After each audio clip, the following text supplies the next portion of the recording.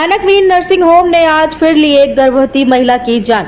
रायबरेली में मानक विहीन चल रहे इन नर्सिंग होमों पर स्वास्थ्य विभाग की कब होगी टेढ़ी नजर? कब तक ऐसे मानक विहीन नर्सिंग होम लोगों की जान से खिलवाड़ करते रहेंगे? आए दिन इस निजी नर्सिंग होम के द्वारा गरीबों के जीवन से खिलवाड़ करते आ रहे हैं। मरीजों के परिजनों को गुमराह करके सही जानकारी ना देते हुए जब तक मरीज की सांस चलती रहती है तब तक बिल बढ़ाने के चक्कर में पैसे ऐंठते रहते हैं। जवाब तभी देते हैं जब जानते हैं कि मरीज की अब सांसें टूटने लगी हैं।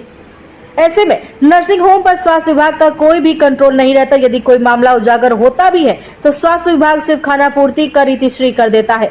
रायबरेली में ऐसा ही एक मामला आज फिर देखने को मिला, जहां पर सलोन विधानसभा क्षेत्र के अंतर्गत मटियरवा चौराहा परिषदेपुर पर स्थित ओम गंगोत्री हॉस्पिटल का निकलकर सामने आया है। पूरा मामला यहां के रहने वाले अनिल कुमार पुत्र रामलखन निवासी ग्राम बीरपुर मजरे बर्रावा पोस्ट परिषदेपुर सलोन रायबरेली का निवासी है।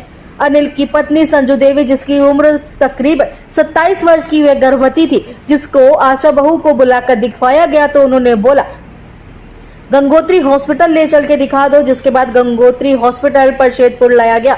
वहां डॉक्टर ने देखने के बाद जांच करके बताया कि डिलीवरी नॉर्मल हो जाएगी।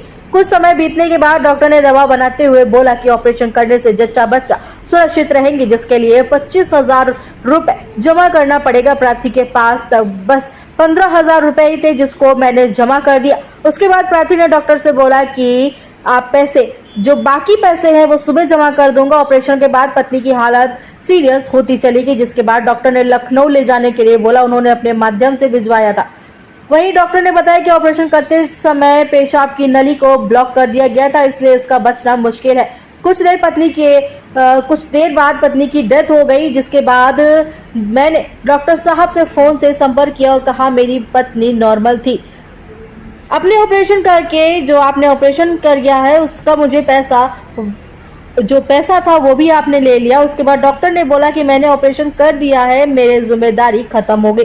मैंने दूसरे हॉस्पिटल में भेज दिया है, वहां के डॉक्टर जो भी उचित ट्रीटमेंट करेंगे और मुझसे फालतू बहस मत करो। इस तरह से मरीज आते रहते हैं, आपको जो करना है कर लो, ये बोलकर फोन काट दिया। पूरा मामला क्या है? पूरा मामला डिलीवरी का मामला था जी। आशा बहू से संपर्क किया। आशा बहू ने उन्होंने बताया कि वहाँ लेके चलिए आप, वहाँ ट्रीटमेंट अच्छा से अच्छा हो जाएगा। हमने कई डिलीवरियाँ करवाई। उसके बाद में जो हमने वहाँ एडमिट किया। एडमिट करने के बाद जो है वो बोले कि कुछ पैसा जमा करिए। हमने कहा कितना खर्च लगेगा इसमें, तो बोले 25,000 रुपये लगेगा और उसके बाद में दवा अलग से रहेगा। तो हमने कहा चलिए ठीक है। तो उसके बाद में वो ऑपरेशन की तैयारी की, ऑपरेशन करिए। 15 से 20 मिनट के अंदर ऑपरेशन हो गया उनका जी। उसके बाद में जो है उनकी हालत 2 घंटे बाद हालत उनकी नाजुक होती चली जा रही है। उसके बाद में उनको रिफ़र कर दिया वहाँ लखनऊ के लिए। लखनऊ लेके गए। किस अस्पताल लेकर गए थे? ट्रामा सेंटर लेके गए। यहाँ किस अस्पताल ले गए थे? यहाँ तो गंगोत्री में लेके गए थे जी। मटियरवा चौराहा। पैसा कितना जमा किया? 15,000 रुपये। जब लेके गए थे तब नॉर्मल थी? हाँ एकदम नॉर्मल थी, कोई दिक्कत नहीं थी। अब डॉक्टर साहब से संपर्क किया? डॉक्टर साहब से संपर्क किया तो उन्होंने कहा कि जो करना हो कर लीजिए आप। डॉक्टर साहब संपर्क करे, बात किए फोन से। डॉक्टर साहब बोले आप जहां आप कहा कि रिफ़र करे हो, आप पेशेंट की हालत बहुत नाजुक है तो आप एक बार जाके उसको देख लीजिए, पहले रिफ़र आप किए हो। तो बोले कि हम वहां नहीं जा सकते हैं। हम कहे कि इसलिए आपने पेशेंट भर्ती था तो आपको एक बार देखना जाना चाहिए। तो उसके बाद बोले हम वहाँ नहीं जाएंगे और आपको जो करना है आप कर सकते हैं, हमें कोई दिक्कत नहीं है। हम कहे ठीक है, जब हमारे पेशेंट कुछ हो जाएगा तो हम आपको जो हमें करना होगा हम कर देंगे। नाम और परिचय? अनिल कुमार जी। कौन चौकी पड़ती है आपका गांव? बीरपुर गांव है, चौकी परिषदेपुर की है, थाना डी है। गंगा गोमती में लेके गए थे आशा के साथ में। आशा हमको बोली कि उसमें साथ में ऑपरेशन हमने 2-3 करवाया है। अच्छा। तो नॉर्मल हो जाएगा। तो हमने सब कुछ अपने लेके गया था प्रूफ। तो मैडम को दिखाए तो उधर बताए ठीक है नॉर्मल नहीं हो पाएगा, ऑपरेशन होगा। हम बोला ऑपरेशन का क्या खर्चा रहेगा? तो बताया कि 25,000। तो बोला ठीक है, बेड और चार्ज? बोले बेड चार्ज तो फ्री है, बाकी दवा के पैसे लगेगा। मैंने बोला ठीक है। बाकी ऑपरेशन हुआ 4:30 बजे। उसके बाद हमको 10:30 बजे रिफ़र कर दिए लखनऊ के लिए।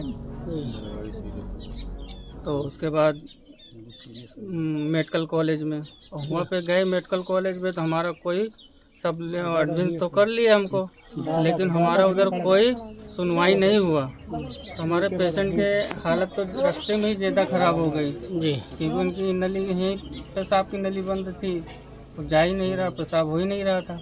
तो वहाँ पे हालत ज़्यादा ख़राब हो गई तो हमको वहाँ से मैं निकाल लिया। अब पत्नी की हालत क्या है? अब पत्नी की हालत डेस्ट हो गई है। आप किसे जिम्मेदार मानते हैं? हम तो यही मानते हैं गंगी गोमती हो, अस्पताल का नाम? गंगा गोमती गोमती